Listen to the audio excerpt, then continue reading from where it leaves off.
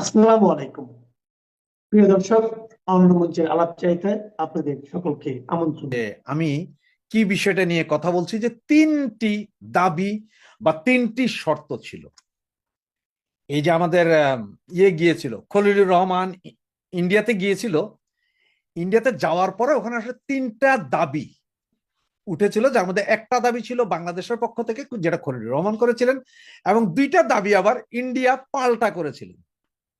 সুতরাং সে তিনটা দাবি কি কি সেই বিষয়ে আপনাদেরকে বলছি, এবং এটা হচ্ছে যে এক্সক্লুসিভ, একদম ভেতর থেকে, মানে সেই দিন সেখানে উপস্থিত খলিলুর রহমান এবং আপনার অজিত দোভাল, ওনারা যে মিটিংটা করেছে সেই মিটিং এ বাংলাদেশের পক্ষ থেকে শুধু খলিলুর রহমান না, খলিলুর রহমানের সাথে ছিলেন আরো তিনজন যারা ইন্টারপ্রেট করেছেন বিভিন্ন ইয়ে। দুইজনই ইংলিশ জানেন, ইংলিশ খুব ভালোই জানেন দুজন। এরপরে কিছু কিছু হিন্দি ওয়ার্ড আছে যেগুলো হয়তো খলিল সাহেব বোঝেন না, কিছু বাংলা কথা আছে যেটা হয়তো আপনার অজিত দোভাল স্যার বোঝেন না, যার কারণে ওখানে ইন্টারপ্রেটার ছিল দুই পক্ষের তিনজন তিনজন ছয়জন। তাদের একজনের কাছ থেকেই এই খবরটা জানছি। তবে সেই জিনিসটা কি কি শর্ত ছিল সেটা বলার আগে আপনাদের একটা কথা বলি।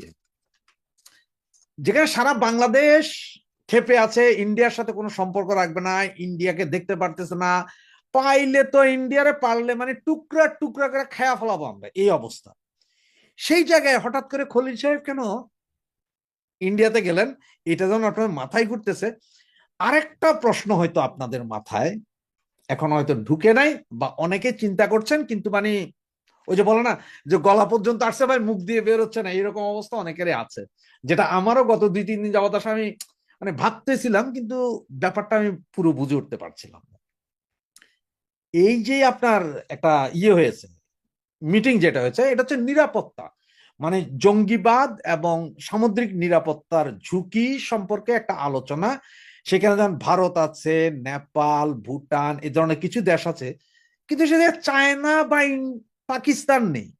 তাহলে যে জায়গায় চায়না এবং পাকিস্তান নেই, সেখানে খলিল সাহেব হঠাৎ বাংলাদেশ যাওয়া, এটা একটা লাগে, মাথায় লাগে, বুঝতেছেন কিছু?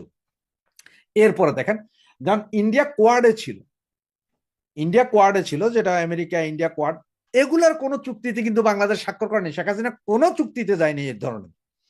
হঠাৎ করে বাংলাদেশ কেন এখন, যেই জায়গায় ইন্ডিয়া হচ্ছে যে মহাসচিব, মানে ইন্ডিয়ার নেতৃত্বে গঠিত যে বাংলাদেশ, ইন্ডিয়া, তারপরে নেপাল, ভুটান, এই সেই, তারপরে সিসিলি, আরো কি কি আছে জানি, এরা সব মিলে একটা কমিটি হচ্ছে, বা একটা আপনার করতে চাচ্ছে চুক্তি। সেই চুক্তিতে, যেই চুক্তিতে পাকিস্তানকে দাওয়াত দেওয়া হয় নাই, যেই চুক্তিতে চায়না এত বড় শক্তিশালী দেশ, সেইখানে চায়নাকে দাওয়াত দেওয়া হয় নাই, বাংলাদেশ গেল, বাংলাদেশ আবার এই চুক্তিতে কথা বলে আসলো, এই চুক্তিতেই আপনার সিগনেচার করে আসলো। এটা কেমন? বাতাস কি কিছু বোঝা যায় ভাইয়া? আমি আপনাদেরকে আজ থেকে 4 দিন আগে বলেছিলাম 15 দিনের সময় দিয়ে গেছে। অনেকে আমার সেই ভিডিওর নিচে এসে গালাগালি করেছিল যে আমি বেশি বুঝি, এই হইছে সেই হইছে। তো তাদেরকে বলি, এই যে আজ গতকাল থেকে যারা বলা শুরু করছে 7 দিনের সময়, কেমন বিষয়টা বোঝা যায়? গতকালকে আমি 15টা মাদ্রাসা, 16টা মাদ্রাসার কথা বলেছিলাম যে গোয়েন্দা নজরদারিতে, অনেকেই বলছেন যে মাদ্রাসার নামগুলো আমি কেন দিলাম, ওই দিলাম সেই দিলাম। তো তাদের উদ্দেশ্যে বলি, ভাই, যেইটুকু দেওয়ার মতো সেইটুকুই দিচ্ছি, যেটুকু দেওয়ার মতো না সেটুকু আপনারা পাচ্ছেন না। কারণ কোথায় কি আছে বা কোথায় কি হচ্ছে সবগুলো তো আপনাদের বলা হচ্ছে না, কিন্তু আপনাদের হিংস দিয়ে দেওয়া হচ্ছে যাতে আপনারা একটু সতর্ক থাকেন। আর যেগুলোর নাম বলা হয়েছে, এমনও তো হইতে পারে সেগুলোর বিপরীতের অন্য কিছু করতেছে। এই হচ্ছে যে কাহিনী। সুতরাং এবার চিন্তা করেন, এই যে ইন্ডিয়া একটা সংস্থা করলো, যেটা আপনার জঙ্গিবাদের উত্থান এবং সামুদ্রিক নিরাপত্তা, এই আর্মি, এটা একটা আর্মি বলা যায়, যে এটা একটা ওনারা একটা সংগঠনের মতো করেছে যে আমরা শক্তিশালী, সেই চুক্তিতে বাংলাদেশ স্বাক্ষর করে এসেছে। এরপরেও বলবেন যে খালি আওয়ামী লীগই ইন্ডিয়ার দালালি করে, ইন্ডিয়ার দালালি তো আপনারা সবচেয়ে বেশি করতেছেন। তো আসুন চলুন সেই তিনটা শর্ত। শর্ত নাম্বার 1, বাংলাদেশের পক্ষ থেকে শর্ত নাম্বার 1 ছিল, যেটা খলিলুর রহমান বলেছেন, তিনি সরাসরি ইন্ডিয়ার কাছে শেখ হাসিনা এবং স্বরাষ্ট্রমন্ত্রী আসাদুজ্জামান কামালকে ফেরত দেওয়ার জন্য একটা শর্ত জুড়ে দিয়েছিলেন মিটিং এর আগেই। আপনারা জানেন যে একদিন আগেই উনি পৌঁছে গিয়েছিলেন, এবং ওনার জন্য ইন্ডিয়ার দিল্লিতে যেই 5 স্টার হোটেলে 3টা রুম ওনাদের জন্য বুক করেছিলেন সেসব রুমে ওনারা উঠেননি, ওনাদেরকে উঠানো হয়েছিল আমাদের দিল্লিতে অবস্থিত বাংলাদেশ দূতাবাসের আপনার অ্যাম্বাসেডারের সাহেব নিজের বাসায়, এবং সেইখানে রেখেই উনি কাউকে কোথাও যেতে দেননি এই অবস্থায়। কিন্তু আরেকটা জিনিস, যে এই যে আমাদের খলিল সাহেব যাওয়ার আগে কিন্তু বাংলাদেশে অবস্থিত ইন্ডিয়ান দূতাবাসের অ্যাম্বাসেডারের সাথে কথা বলে গিয়েছিল, এবং ইন্ডিয়াতে যাওয়ার পরে আমাদের অ্যাম্বাসেডারের বাড়িতে উঠেছেন, অ্যাম্বাসেডার সাহেব কন্টিনিউ ওনার সাথে ছিলেন যাতে উনি কোথাও যেতে না পারেন। তো সেই জায়গায় দাবি ছিল যে হাসিনা এবং স্বরাষ্ট্রমন্ত্রীকে ফেরত দিতে হবে, এই দাবিটা করেছিলেন অজিত দোভালের কাছে। তখন নাকি অজিত দোভাল বলেছেন যে ঠিক আছে আমরা ফেরত দিব, কোনো সমস্যা নাই। সর্বপ্রথম আপনি বলেন যে শেখ হাসিনা এবং স্বরাষ্ট্রমন্ত্রী আসাদুজ্জামান কামাল ওনারা কি বর্ডার পার করে কোনোভাবে ঢুকে গিয়েছিলেন যেটা ইন্ডিয়ান গভর্নমেন্ট জানে না? বা এইটা কি ওনারা কি হঠাৎ করে এসে গেলেন যে এই, নাকি G2G মানে সরকার টু সরকার কথা হয়েছিল? যেদিন শেখ হাসিনা আসাদুজ্জামান খান কামাল তারা বাংলাদেশে ঢুকেছেন সেদিন তো বাংলাদেশ থেকেই জাতীয় পতাকা দেওয়া হেলিকপ্টারে ওনাকে উঠানো হয়েছে, ওখান থেকে কুর্মিটোলা থেকে আবার সেনাবাহিনী, 3 বাহিনী সেনাবাহিনী, নৌ বিমান বাহিনীর নিজস্ব বিমানে এবং 18 জন SSF কর্মকর্তা অধীনে রাষ্ট্রীয় সম্মানে ওনাকে এনে নামানো হয়েছিল। কোনটা আগে? এই দুইটার জবাব আপনি দিন, যদি দিতে পারেন সুন্দরভাবে তাহলে আমরা শেখ হাসিনা এবং আসাদুজ্জামান খান কামালকে ফেরত দিব। এবং দ্বিতীয় যে কথাটা আপনার অজিত দোভাল বলেছেন যে অনেক হয়েছে, এবার আপনারা আওয়ামী লীগ সহ বাকি সব দলকে নিয়ে ইনক্লুসিভ নির্বাচন করান, আমাদের কোনো সমস্যা নাই। আপনার দেশে আপনি কি খাবেন, কি পরবেন, কাকে কি করবেন, আমাদের কোনো সমস্যা নাই। কিন্তু আমাদের সমস্যা যে সেটা হচ্ছে আমরা চাই আপনার দেশে জঙ্গি উৎপাত না হোক, সেখান থেকে কোনো কিছু আমাদের দেশে না আসুক। আপনার পাকিস্তানের সাথে কি আপনারা আবার মিলিত হবেন, পাকিস্তানি ফ্ল্যাগ লাগাবেন দেশের সব জায়গায়, আপনাদের গাড়িতে জাতীয় পতাকা না রেখা পাকিস্তানি পতাকা, সেটা আমাদের কোনো সমস্যা নেই। কিন্তু আপনার দেশ থেকে যদি একটুকু নিরাপত্তার হুমকি মনে করি সেখানেই আমরা আপনারে সেকেন্ড টাইম আর কোনো ওয়ার্নিং দেওয়া হবে। এবং সেই ওয়ার্নিংটার মধ্যে ওই যে আপনাদের বলেছিলাম গত 3 দিন আগে যে 15 দিনের সময় দিয়েছেন জঙ্গি উৎপাদন বন্ধ করতে হবে, এবং ওনারা বলছে ISS এর 77 জন সুশিক্ষিত কর্মকর্তা বাংলাদেশে আছে, বাংলাদেশের বিভিন্ন জায়গায় ওরা ক্যাম্প করে, সেসব ক্যাম্পের ভেতরে ওনারা প্রশিক্ষণ দিচ্ছে, জঙ্গি প্রশিক্ষণ, অস্ত্র শস্ত্র সবই দিচ্ছে। এগুলার ডাটা সহ পুরো দোসিয়ার বলে, বা আপনারা বলতে পারেন একটা ফাইল, 184 পাতার একটা ফাইল দিয়েছে যেখানের মধ্যে 84টা স্পট ছবি, স্যাটেলাইট ছবি, ভেতরের ছবি, অস্ত্র প্রশিক্ষণের ছবি সবগুলো দিয়ে দিয়েছে যে এগুলো আগে নির্মূল করেন, এরপরে আপনি আমাদের সাথে কথা বলতে আসেন। তখন নাকি খলিল সাহেব বলেছেন যে আমি তো আসলে এখানে এই মুহূর্তে আপনাকে এটার 100% কিছু বলতে পারবো না, দেখেন আমি তো আসলে আমাকে এখন এই নিরাপত্তা উপদেষ্টার কোনো পদও ছিল না, যেহেতু আমরা আপনাদের সাথে কথা বলতে পারতেছিলাম না, কারণ নিরাপত্তা উপদেষ্টা কথা বলবো, অন্য কোথাও বলতে পারে না, যার কারণে আমাকে এখন এটা পোস্টিং দেওয়া হয়েছে। সুতরাং আমি সেই হিসাবে আপনার সাথে এসে কথা বলছি, আমি বাংলাদেশে যাওয়ার পরে আমি ইউনূস সাহেবের সাথে কথা বলবো, যে ইউনূস সাহেব কে বলবো যে আপনাদের দাবিগুলো, এবং দেখি উনি কি বলে। তবে আমি আসলে আপনাকে গ্যারান্টি দিতে পারছি না উনি আপনাদের এই দাবিগুলা। তখন নাকি অজিত দোভাল আবার বলেন যে ওই যে মাইকের সামনে দাঁড়িয়ে রাস্তার হকারের মতো ওই যে শেখ হাসিনাকে ফেরত দিব, হেগে যাব, ওই সেই এগুলা বললেন না, কারণ হেগের সাথে আমাদের কোনো চুক্তি নাই, আর আপনাদের ICC যেই ট্রাইব্যুনাল এইটার সাথে তো আমাদের কোনো দরকারই নেই, এটা আপনি কি করছেন না করছেন ফালতু ICC। হ্যাঁ, এখন যদি আপনাদের বাংলাদেশের সুপ্রিম কোর্ট হাইকোর্ট থেকে একটা কথা ছিল তাহলে হয়তো চিন্তা করার বিষয় ছিল। ICT স্পেশাল কোর্ট আমাদের কোনো ব্যাপার না, আপনারা কি করতেছেন তা আপনাদের ঘরে আপনারা কি করবেন। আর এইসব বিচার আচার যেখানে আপনার ওই বিবাদী পক্ষ নাই, কেউ নাই, সাক্ষী নাই, প্রমাণ নাই, আপনারা যা ইচ্ছা তা বললে আপনার বিচারটা কইরা দিলেন, তো ওইটাতে আমরা কর্ণপাতও করব না। আর শেখ হাসিনা, আসাদুজ্জামান খান কামাল এনাদেরকে ফেরত দিতে হইলে প্রথমে আপনার সরকারকে লিখিত জানাইতে হবে যে ওনারা যে এখানে আসছেন ওনারা তো রাষ্ট্রীয় মর্যাদায় আসছেন, ওনারা রাষ্ট্রীয় মর্যাদায় এসেছেন এবং এখনো রাষ্ট্রীয় মর্যাদায় আছেন। সুতরাং এসব ফাউল কথা বলে লাভ নাই। হেগে আপনারা যান, হেগের চুক্তি আমাদের সাথে নাই, এরকম কোন চুক্তিতে আমরা নাই, সুতরাং কেউ কিছু করতে পারবে না। ওই যে স্লোডনের কথাটাই, রাশিয়া যে স্লোডনের ব্যাপারে বলেছিল যে তুমি আমেরিকার জাহান্নাম চাও, আমি তোমার স্লোডন রে ফেরত দিব না, স্লোডন আমার দেশ আছে, হ্যাডন থাকলে তুমি এসে তুলে নিয়ে আসো। তো সেই রকম এই হচ্ছে যে তিনটার মধ্যে চুক্তি বুঝছেন তো, তিনটা দাবি বুঝছেন। একটা দাবি বাংলাদেশের হাসিনা এবং স্বরাষ্ট্রমন্ত্রীকে ফেরত চাওয়া, এই দাবির পুঙ্গা মেরে দিয়েছেন অজিত দোভাল। এবং অজিত দোভালের দুইটা দাবি, একটা হচ্ছে যে আগে জানাইতে হবে সরকার টু সরকার, মানে গভর্নমেন্ট টু গভর্নমেন্টের মাধ্যমে কি শেখ হাসিনা এই দেশে এসেছিলেন নাকি, এটা বলতে গেলে তো বলতে হবে জি জি জি, না তো বলবে যে ওই বিমান কি তোমাদের ছিল না হারামজাদারা। এই হচ্ছে যে একটা দাবি। দ্বিতীয় হচ্ছে যে মৌলবাদী, ওই একটা ইন্ডিয়ার যে দুই দাবি, দুই দাবির মধ্যে একটা দাবি মধ্যে আবার দুইটা ভাগ। আর এটা মৌলবাদীদের উত্থান কিভাবে ঠেকাবা, তোমরা ঠেকাবা নাকি আমরা প্যারাট্রুপার নামাইয়া দিয়া ওখানে তোমাদেরকে ঠেকাই দিব, এই বিষয়টা ছিল। এবং সেকেন্ড দাবি যেটা ছিল যে আওয়ামী লীগ সহ সবাইকে নিয়ে ইনক্লুসিভ ইলেকশন করতে হবে, বংসং ইলেকশন করলে হবে না, টোটাল ইলেকশন করতে হবে। আওয়ামী লীগকে লেভেল প্লেইং ফিল্ড যদি না দাও, তাহলে তোমাদের ইলেকশন তোমরা করতে পারো কিনা বা কিভাবে করবা সেটা আমরা আমাদেরটা বুঝবো, তোমরা তোমাদেরটা বুঝো, এই বলে ওনার সাথে মিটিং হয়েছে। তারপরেও হয়তো মিটিং এর আরো কথা ছিল, যে মানে হয়তো পরের দিন যেখানে যে সভাটা হয়েছিল সেই সভার পরে আপনার ইয়ের সাথে বলার কথা ছিল, কার সাথে, আমাদের খলিল সাহেবের সাথে। কিন্তু খলিল সাহেব নাকি তড়িঘড়ি ফোন পে 3টা 5 মিনিটের ফ্লাইটে, দিল্লি টু ঢাকা 3টা 5 মিনিটের ফ্লাইটেই উনি ফেরত চলে আসতে বাধ্য হয়েছেন। কারণ এই মিটিংটা চলেছিল একটার পরে লাঞ্চের কথা ছিল, তিনি সে লাঞ্চটাও করতে পারেননি। এবং আপনার ডাক্তার ইউনূস সাহেবের মাথা হয়তো খারাপ হয়েছে কেন জানেন, কারণ যে ডাক্তার ইউনূস সাহেব মনে করেছিলেন এই যে সভাটা হচ্ছিল সেখানে আমাদের খলিল সাহেব মুখ্য ভূমিকা পালন করবেন, কিন্তু উনি পারেননি। আবার এটার মহাসচিব হয়েছেন এইবার ইন্ডিয়া, সুতরাং 2 বছর পর পর মহাসচিব হবে। বাংলাদেশ কবে তারা জানেন না, তবে পাকিস্তান আর চায়নার পঙ্গা মারা, ওনাদের সাথে এত সম্পর্ক থাকার পরেও, ওদের না ডাকার পরেও খলিল সাহেব গিয়ে চুক্তি করে এসেছেন। এবার প্রিয় সুধী, প্রীতীয় শুভেচ্ছা নেবেন।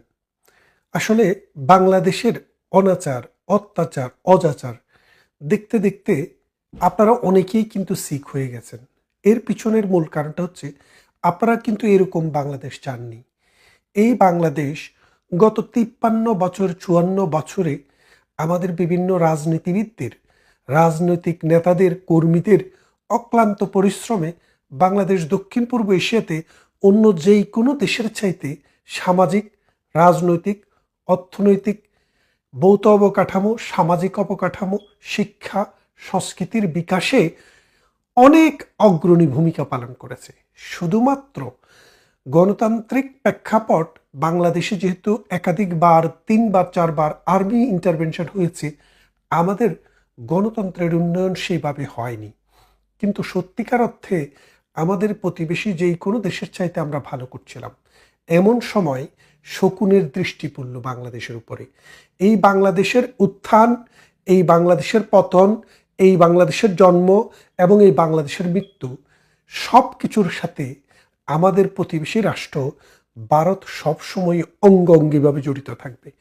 কেন থাকবে বিষয়টা আপনারা একটু খেয়াল করে দেখেন।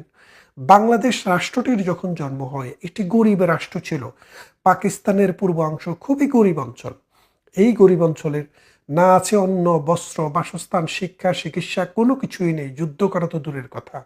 এই মহাভারত যখন আমাদের পাশে এসে দাঁড়ালো, আমাদের জাতির জনক বঙ্গবন্ধু শেখ মুজিবুর রহমানের প্রচেষ্টার সাথে যখন ভারত যখন কাঁধে কাঁধ মিলিয়ে কাজ করলো, মুক্তিবাহিনীকে শেল্টার দিল, 1 কোটি মানুষকে আশ্রয় দিল এবং সর্বোপরি নিজেরা যুদ্ধ করে এই দেশটিকে স্বাধীনতার একটি ভিত্তি তৈরি করে দিল। গত 54 বছরে ভারত আমাদেরকে নানানভাবে সহযোগিতা করেছে, নানান প্রকল্পে অনুদান দিয়েছে। বিশ্ব সবাই আমাদের অবস্থানকে সুদৃঢ় করতে ভারত অনেক ভূমিকা রেখেছে। গত 17 বছর থেকে প্রধানমন্ত্রী শেখ হাসিনার নির্লস প্রচেষ্টার সাথে ভারতের আন্তরিকতায় বাংলাদেশের অর্থনীতি ভারতকেও ছাড়িয়ে গিয়েছিল। সেই অবস্থায় শকুনের চোখ পড়ল বাংলাদেশের দিকে। এই শকুনেরা চাইল এই বাংলাদেশটিকে ছিন্ন ভিন্ন করে ফেলবে, ছিন্ন বিচ্ছিন্ন করে ফেলবে। এখন ডক্টর ইউনূস বাংলাদেশটিকে বিক্রি করা শুরু করেছে। এই টুকরো টুকরো করে বাংলাদেশ বিক্রি হচ্ছে। আপনারা দেখেছেন চট্টগ্রাম বন্দরটি 30 বছরের জন্য আমেরিকাকে দিয়ে দিল, ডিপি ওয়ার্ল্ডকে। তারপর ডেনিস কোম্পানিকে আরেকটি টার্মিনালের অনুমোদন ছিল, যেটি দেওয়া হলো 40 বছরের জন্য। তারপর double mooring terminal, container terminal, সেটিও দিয়ে দেওয়া হলো লিজে। তার মানে বাংলাদেশের আছেটা কি? একটা সমুদ্র বন্দর, আরেকটি বিমানবন্দর। এই বিমানবন্দরে সাম্প্রতিক আগুন লেগেছিল। এই আগুন লাগার পিছনের কারণ কিন্তু অনেকেই অনেক অনুসন্ধান করছেন, কিন্তু সত্যিকারের অনুসন্ধান যদি করেন তাহলে কিন্তু কারণটি অন্য জায়গায় আপনারা খুঁজে পাবেন। আমি যে কথাটি বলছিলাম, দেখেন আমাদের এই বন্দরে ব্রিটিশ বেনিয়ারা এসেছিল, আমাদের এই বন্দরে পর্তুগিজরা এসেছিল, আমাদের এই বন্দরে ডাচরা এসেছিল। এসে আমাদেরকে পরাধীন রাখার বহু চেষ্টা হয়েছে। এই বাঙালি 190 বছর সংগ্রাম করে ব্রিটিশকে খেদিয়েছে, বহু সংগ্রাম করে পর্তুগিজ জলদস্যুদের খেদিয়েছে, বহু সংগ্রাম করে তারপরে আপনার ডাচদেরকে খেদিয়েছে। তারপর বহু সংগ্রাম তিতিক্ষার পর ভারতবর্ষ, পাকিস্তান, বাংলাদেশ হলো। সেই বেনিয়াদেরকে আবার আমেরিকান বেনিয়া, ইউরোপিয়ান ডেনিশ বেনিয়াদেরকে আবার এনে এই বাংলাদেশের ভূখণ্ডের ভিতরে ঢুকিয়ে দিচ্ছে। আমাদের দেশ আমরা বহু কষ্টে স্বাধীন করেছি, সেই দেশটিকে আজকে ডক্টর ইউনূস টুকরো টুকরো করে বিদেশিদের হাতে তুলে দিচ্ছে। তারপর আরও পরিকল্পনা চলছে, আমেরিকাকে একটি বন্দর বাংলাদেশের এই সমুদ্র সীমার ভিতরে দেওয়া হবে। আমরা জানি না বাংলাদেশের কপালে কি আছে। এখন শুনছি, খুব রিলায়েবল সোর্স থেকে শুনছি যে বাংলাদেশের যে বিমানবন্দরটি আছে শাহজালাল আন্তর্জাতিক বিমানবন্দর, সেটি দিয়ে দেওয়া হবে আমেরিকা বা ইউরোপিয়ান কোনো কোম্পানিকে ম্যানেজমেন্টের জন্য। তার মানে আমাদের হাতে আর কিছুই থাকলো না। ডক্টর ইউনূসকে যখন পাঠানো হয়, ডক্টর ইউনূসকে 2টা এজেন্ডা দিয়ে পাঠানো হয়েছিল। ডক্টর ইউনূস কিন্তু নিজে আসেননি, তাকে পাঠানো হয়েছে টাকা দিয়ে। এখন ডক্টর ইউনূসের প্রথম এজেন্ডাটি হলো টুকরো টুকরো করে বাংলাদেশটাকে বিক্রি করে দাও, আর দ্বিতীয় হচ্ছে আমাদের যে প্রতিবেশী তাদের সাথে সম্পর্কটিকে একবারে খারাপ করো, খারাপ করিয়ে তাদের মনের ভিতরে একটা ভয় ঢুকাও, তাদেরকে একটা প্রেশার করো, অর্থাৎ সেটি হচ্ছে ভারত। ডক্টর ইউনূসের প্রথমটা তিনি সফল হয়ে গেছেন। কি সফল হয়েছেন? তিনি অলরেডি টুকরো টুকরো করে বাংলাদেশকে বিক্রি করে দিয়েছেন। আর দ্বিতীয়টি তিনি সফল হওয়ার চেষ্টা করছেন, কিন্তু পারবেন না। ভারত বিশাল শক্তি, পাকিস্তানকেই তাদের গণার সময় নাই, বাংলাদেশের কথা তো বাদই দিলাম। এখন এই ডক্টর ইউনূস এসে তার পালিত পুত্রদেরকে দিয়ে প্রথম ভারতকে থ্রেট দিল যে ভারতের 7টি যে অঙ্গরাজ্য তার কিছু অংশ বাংলাদেশের ভিতরে ঢুকিয়ে তিনি মানচিত্র বদলায় ফেলবেন। তারপর বললেন কি চায়নাতে গিয়ে যে ইন্ডিয়ার যে কয়টি কয়টি 7টি অঞ্চলকে তিনি ল্যান্ডলকড হিসাবে বললেন। কিন্তু ল্যান্ডলক তো বাংলাদেশেরও বহু অঞ্চল আছে, ঢাকাও তো ল্যান্ডলক, কারণ ঢাকার চারপাশে তো কোনো সমুদ্র নেই। তাহলে আপনি বোঝেন ব্যাপারটা। এখন যদি রাজশাহীকে যদি আপনি ল্যান্ডলক বলেন, অথবা আপনি যদি গাজীপুরকে ল্যান্ডলক বলেন, তাহলে গাজীপুরের কেমন লাগবে? গাজীপুর তো বাংলাদেশের অংশ। সুতরাং বন্দর চট্টগ্রামে যেটি আছে, মোংলাতে যেটি আসছে, সেটি শুধু মোংলার আর চট্টগ্রামের বন্দর নয়, এটা পুরো বাংলাদেশের বন্দর। ভারত এত বড় সীমারেখা, তাদের সমুদ্র সীমা। ভারতের এই রাষ্ট্রগুলো ল্যান্ডলক, এই অঞ্চলগুলো ল্যান্ডলক হয় কি করে? সুতরাং ডক্টর ইউনূসের এখানেও একটি চাল ছিল, এবং সেই চালটি দিয়ে ডক্টর ইউনূস ভারতের সাথে বাংলাদেশের মানুষকে মুখোমুখি দাঁড় করে দেওয়ার চেষ্টা করেছে, এবং ভারতের অখণ্ডতাকে বিনষ্ট করার জন্য এবং সন্ত্রাসী হামলার জন্য ডক্টর ইউনূস পাকিস্তান থেকে লোক ভাড়া করে এনেছে।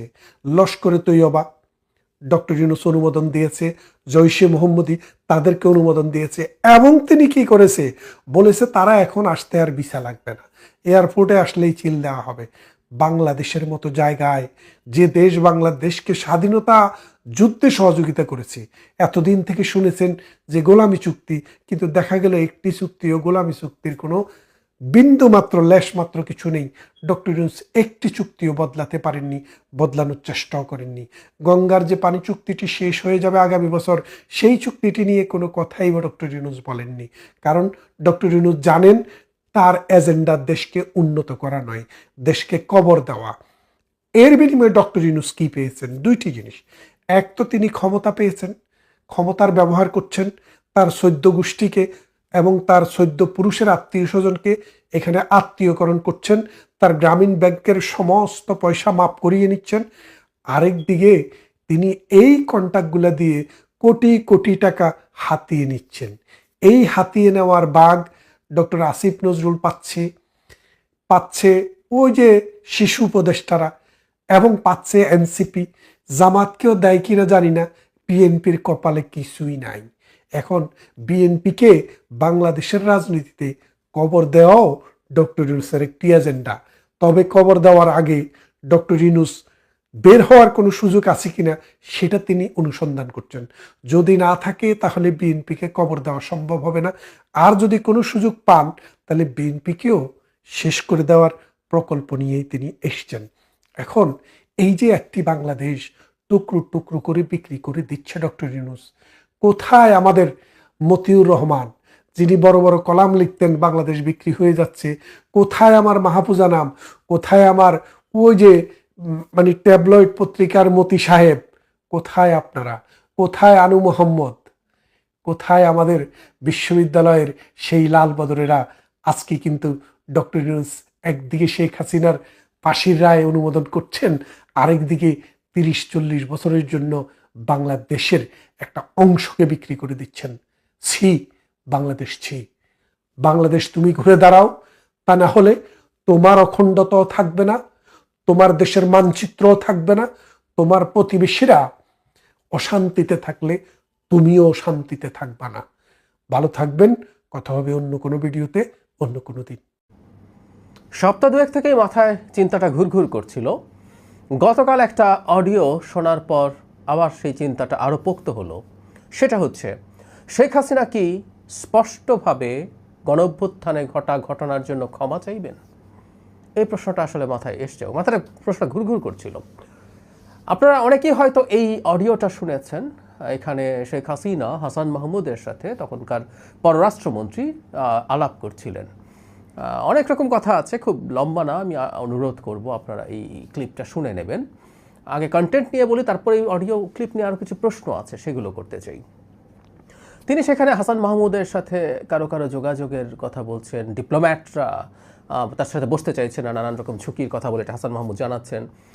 শেখ হাসিনা খানিকটা বিরক্ত, এবং কারা কারা বলেছে কারা কারা বলেনি, হাসান মাহমুদ অফিস করছেন কিনা, বা বলছেন যে তোমরা রীতিমতো মানে সাজেস্ট করছেন ওয়েস্ট ইন্ডিয়ায় সবাই থাকো, ওখানেই সবার সাথে সব কাজ করো। কিন্তু যে জায়গাটা খুব সিগনিফিক্যান্ট, শেখ হাসিনা একাধিকবার বলেন তিনি মানুষ মেরে আর ক্ষমতায় থাকতে চান না, অনেক হয়েছে। একটা পর্যায়ে এমার্জেন্সি দেওয়ার কথা বলেন হাসান মাহমুদ। তিনি বলছেন এত তেমন কিছু হবে না, কারফিউতেও কিছু হচ্ছে না। ইনডিরেক্টলি আমার মনে হয় সেনাবাহিনীর প্রতি তার ক্ষোভ ওখানে প্রকাশিত হয় যে কিছু তো হচ্ছে না করে, আর এমার্জেন্সি দিয়েও বা কী হবে, তার চেয়ে উনি ছেড়ে দেবেন, রাষ্ট্রপতি 3 বাহিনী প্রধানকে নিয়ে ঠিক করবেন কি হতে পারে।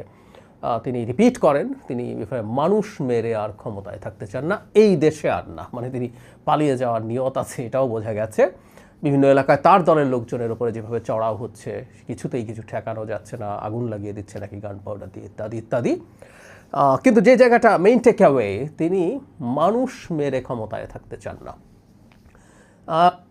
অডিওটা কি জেনুইন কিনা এই প্রশ্ন আসতে পারে, কারণ শেখ হাসিনা যা করেছেন, এমনকি শেষ মুহূর্ত পর্যন্ত তিনি যা করেছেন বলে আমরা ওখানে থাকা মানুষজনের কাছে শুনেছি যে শেষ মুহূর্ত পর্যন্ত তাকে বোঝাতে কঠিন হয়েছে। তিনি তার বোন, এমনকি শেষ পর্যন্ত তার সন্তানকে ব্যবহার করতে হয়েছে তাকে কনভিন্স করার জন্য, এবং শেষ মুহূর্তে যখন জনগণ গণভবনের দিকে আসছে তখন তিনি পালিয়েছেন। এই জিনিসগুলো কিন্তু আমাদের সার্কামস্ট্যান্সিয়াল এভিডেন্স আছে। তিনি যখন পালাচ্ছেন তখন আর মানুষের স্রোতকে গণভবনে যাওয়া ঠেকিয়ে রাখা যাচ্ছিল না, সেই সময় তিনি পালিয়েছেন। এবং তিনি তার যে টাইপ, আমরা আসলে বিশ্বাস করি যে তিনি মারাত্মক ম্যাসাকার করে হলেও ক্ষমতায় থাকতে চান। সেনাবাহিনী যদি রাজি হতো তার হয়ে বেসুমার গুলি করবে, তাহলে তিনি সেই চেষ্টাও করতেন। তিনি এইরকমই একজন সাইকোপ্যাথ, আমরা এটুকু তার সম্পর্কে ধারণা করি। এটা একটা দিক, সেটা আমরা মানতে প্রস্তুত আছি। আবার এটাও হতে পারে তিনি শেষ পর্যন্ত হয়েছেন, কিন্তু কোনো একটা সময় হঠাৎ করে তার ফর দ্য টাইম বিইং এটা মনে হয়েছিল। এখন আমার প্রশ্ন হচ্ছে, এই অডিও কলটা কোত্থেকে লিকড হলো, কারা লিক করলেন? আমরা যদি এটা জেনুইন ধরে নেই, তাহলে এই আলাপটা আমরা করি। এটা এই সময়ে কেন, এই টাইমিং অলসো ম্যাটার। টাইমিংটা কখন, সেটা আমি একটু মেলানোর চেষ্টা করি। আমরা খেয়াল করেছি শেখ হাসিনা কতগুলো আন্তর্জাতিক সংবাদ মাধ্যমের সাথে কথা বলেছেন, রয়টার্সের সাথে, এএফপির সাথে, ইন্ডিপেন্ডেন্টের সাথে, বিবিসির সাথে, ইন্ডিয়ার কিছু মিডিয়ার সাথে অনেক রকম কথাবার্তা তার আছে। তিনি তার দায় স্বীকার করেননি, এই ঘটনার জন্য তিনি গুলির নির্দেশ দেননি, টেপের আলাপ তিনি করছেন। কিন্তু এই প্রথমবারের মতো এই আন্তর্জাতিক মিডিয়ার কাছে তিনি, যেহেতু তিনি প্রধানমন্ত্রী ছিলেন, যেহেতু তিনি সর্বোচ্চ পদে ছিলেন, তার খানিকটা দায় স্বীকার করেছেন। তার পদে থাকা জড়িত, তিনি নিজে সরাসরি মানুষ হত্যার জন্য বলেছেন, সেই দায় তিনি নেননি। কিন্তু তার দায় এই অর্থে আছে, তিনি যেহেতু প্রধানমন্ত্রী, তাই যাবতীয় মৃত্যুর জন্য তার দায় আছে, এভাবে বলেছেন। ইনফ্যাক্ট এটুকু কথাও তিনি এর আগে কখনো বলেননি, বা এখনও বলছেন না। তিনি যখন বাংলাদেশের মানুষের উদ্দেশ্যে কথা বলেন, তখনও তিনি খুবই টাফ কথা বলেন, এগুলো কিছুই কিন্তু তিনি করেননি। এখানে জঙ্গিরা হত্যা করেছে, ইউনূসের লোকজন, তারেক জিয়ার লোকজন, তারেক জিয়ার হুকুমে, ইউনূসের হুকুমে। তারেক জিয়াকে প্রায় তিনি আক্রমণ করেন, টঙ্গিও বলেছেন আরও কোনো ভিডিওতে। এই জন্য ওই আগেও একদিন বলেছিলাম, এটা একটু যোগ করে রাখি। মানে এই গণ অভ্যুত্থানে বিএনপির ভূমিকা কতটা ছিল, শেখ হাসিনার এই ক্ষোভ দেখলেই বোঝা যায় তারেক রহমানের প্রতি। যাই হোক, তো যেটা বলছিলাম, এই জিনিসগুলো তিনি বলছিলেন, কিন্তু নিজের যে একটা মানে তার রেসপন্সিবিলিটি, যেহেতু তিনি সর্বোচ্চ পদে ছিলেন, সেই দায় খানিকটা তিনি স্বীকার করছেন। এখন এই ইয়েটা বেরোলো, যেটা তার যে অপরাধ, তাকে আমরা যেভাবে চিনি, তাতে খানিকটা হলেও, এতে তার অপরাধ হালকা হয় না, কিন্তু খানিকটা হলেও এটাকে হালকা করার প্রবণতা তৈরি হতে পারে, যে তিনি মানুষ মেরে আর থাকতে চান না। মানে অনেক মানুষ মেরে ফেলার পর কোনো একটা সময় তার মনে হয়েছিল মানুষ মেরে আর তিনি ক্ষমতায় থাকতে চান না। এই ধরনের একটা ন্যারেটিভ সামনে আসলো। যাই হোক, এটা কি অবস্থায়, কি মানসিক অবস্থায় তিনি বলেছেন সেটা সরিয়ে রাখি, কিন্তু আমি ধারণা করি নির্বাচন যত এগিয়ে আসতে থাকবে, বিশেষ করে শিডিউল প্রকাশের আগে বা পরপর, কারণ আমরা জানি নির্বাচনের তফসিল যখন ঘোষিত হয়, সেটার জন্য মনোনয়নপত্র সাবমিশনের একটা সময় থাকে, সেই সময়ের শেষ সময় থাকে, তারপর সেটার যাচাই বাছাই হয় এবং প্রত্যাহারের একটা শেষ সময় থাকে। তো মনোনয়নপত্র সাবমিশনের শেষ সময় যেটা, সেটার আগ পর্যন্ত আওয়ামী লীগ নির্বাচনে আসবে কি আসবে না, এই প্রশ্ন সামনে জারি থাকবে। এবং আমরা দেখেছি বিভিন্ন সময়ে সরকারের উপরে চাপ তৈরি হয়েছে, পশ্চিমারা চাপ তৈরি করেছেন, ভারত তো আছেই, এবং সাম্প্রতিক সময়ে আমাদের নিরাপত্তা উপদেষ্টা ভারতের নিরাপত্তা উপদেষ্টার সাথে দেখা করে এসছেন, এবং কারো মনে হতে পারে, এবং এই ইন্টারপ্রিটেশন বা অ্যাটলিস্ট স্পেকুলেশন ইন্ডিয়াতেও আছে, যে এখানে আওয়ামী লীগকে কোনো ফর্মে নির্বাচনে আসা নিয়েই আলাপটা হয়েছে। সুতরাং শেখ হাসিনার প্রতি আমাদের যে মারাত্মক অভিযোগ, যে তার ন্যূনতম কোনো রিপেন্টেন্স নেই, মানে প্রায় বলেন আমার কি অপরাধ, প্রায় সব ভিডিওতেই কিছুক্ষণ পরপর এই কথা বলেন, এবং অপরাধ নিয়ে আবার উনি খোঁচা দেন, যে আমি এত উন্নয়ন করেছি, জনগণকে খেতে দিয়েছি, অর্থনৈতিক স্বাভাবে স্বাবলম্বী করেছি, ওটা হয়েছে সেটা, এটাই কি আমার অপরাধ? মানে আমাদের সৌভাগ্য তার এই নোংরা কথা ইদানিং কম শুনতে হয়, তারপরে শুনতে হয়, আমি শোনার চেষ্টা করি। তো সেই জায়গা থেকে তিনি এখন নিজের যখন তার একটা পদে থাকা জনিত দায় স্বীকার করছেন, তিনি কখনো এই যাবতীয় যা ঘটেছে তার জন্য ক্ষমা চাইতে পারেন। তার ফৌজদারি অপরাধে তাতে লঘু কিছু হবে না, ফৌজদারি অপরাধের ক্ষমা হয় না আসলে। তিনি সেটা তার যে দায় আর তার যে রায় হয়েছে, সেই রায় অনুযায়ী তার বিরুদ্ধে ব্যবস্থা নিতে হবে, সেটা ঠিক আছে, এবং ভারতও তাকে ফিরিয়ে দেবে না ব্যবস্থা নেওয়ার জন্য, সেটাও আমরা জানি। কিন্তু যখনই তিনি সব কিছু মিলে আরও বেশি সিনসিয়ারলি দায় স্বীকার এবং ক্ষমা চাওয়ার অভিনয় করবেন, তিনি মন থেকে দায় স্বীকার করবেন বা ক্ষমা চাইবেন বলে আমি একেবারেই মনে করি না। তার মতো একজন সাইকোপ্যাথের এটা করার কোনো কথা না, কিন্তু অভিনয় করবেন, এবং সাইকোপ্যাথরা এই ধরনের অভিনয় করতে পারে। এবং আমাদের নিশ্চয়ই মনে আছে শেখ হাসিনা ক্ষমতায় থাকাকালীন সময় তার স্বজনহারা বেদনা বলে যে কাঁদতেন, তার সেই বেদনা ছিল, এটা ফ্যাক্ট। কিন্তু তিনি বছরের পর বছর এটাকে যেভাবে কেঁদে কেটে আমাদের সামনে প্রেজেন্ট করেছেন, সেটা ফায়দা নেওয়ার চেষ্টা করেছেন, সেটা তিনি আবার করতেই পারেন। এবং সেই কাজটা করার পরে খুব স্বাভাবিকভাবেই এই আলাপ যারা তার নির্বাচনে, তার দল নির্বাচনে পার্টিসিপেট করানোর পক্ষে আছে, তারা ব্যবহার করবে। এই তো তিনি তো ক্ষমা চাইলেন। সুতরাং তার দল নির্বাচন করুক, বা যাদের বিচার হোক, যাদের বিচার হবার তাদের বিচার হোক, এ ধরনের প্রেক্ষাপট আছে। আর এটুকু বলে শেষ করি, বেশ কয়েকবার এর মধ্যে বলা হয়েছে আওয়ামী লীগ নির্বাচনে পার্টিসিপেট করতে পারছে না, কারণ এই না যে আওয়ামী লীগ নিষিদ্ধ দল। আওয়ামী লীগকে নিষিদ্ধ করব কি করব না সেটা যে বিচারিক প্রক্রিয়া আইসিটিতে, সেটা ভিজিবল অন্তত কোনো রকম কোনো কিছু আমাদের সামনে আসেনি যে মামলা হয়েছে বা এরকম কিছু। আওয়ামী লীগ নিষিদ্ধ তার কর্মকাণ্ড একটা এক্সিকিউটিভ অর্ডারে, সেজন্যই চাপটা আছে সরকারি এক্সিকিউটিভ অর্ডারটা তুলে নিলেই, যে কোনো মুহূর্তে তুলে নিতে পারে, নিলেই আওয়ামী লীগের নির্বাচনে পার্টিসিপেট করার পথ খুলে যায়। সেই কারণেই আসলে এই আলাপটা আসছে। আমি সামনে এই ধরনের নাটকীয় কিছু ঘটনা ঘটার সম্ভাবনা একেবারে উড়িয়ে দেই না। বিশেষ করে আবারও বলছি, আপনার অডিওটা শুনে নেবেন। গতকাল তার এই অডিও ফাঁস হওয়াটাকে আমি একেবারে কোইন্সিডেন্স হিসেবে দেখতে প্রস্তুত নই। এটা যদি জেনুইন হয়ে থাকে, এটা জেনুইনই সম্ভবত। কোনো একটা সময় হয়তো তার এটা মনে হয়েছিল, কোনো একটা পর্যায়ে হতেই পারে, যদিও তিনি তার সিদ্ধান্ত থেকে সরে এসছেন বলে আমি বিশ্বাস করি। তিনি শেষ পর্যন্ত মানুষ হত্যা করেই ক্ষমতায় থাকতে চেয়েছিলেন। তো এইটা এই সময়ে আমাদের সামনে আসাটাকে খুব বেশি হালকা করবো না। এই কনটেক্সটের সাথে যদি মেলাই, অনেক অঙ্ক সম্ভবত মিলে যায়।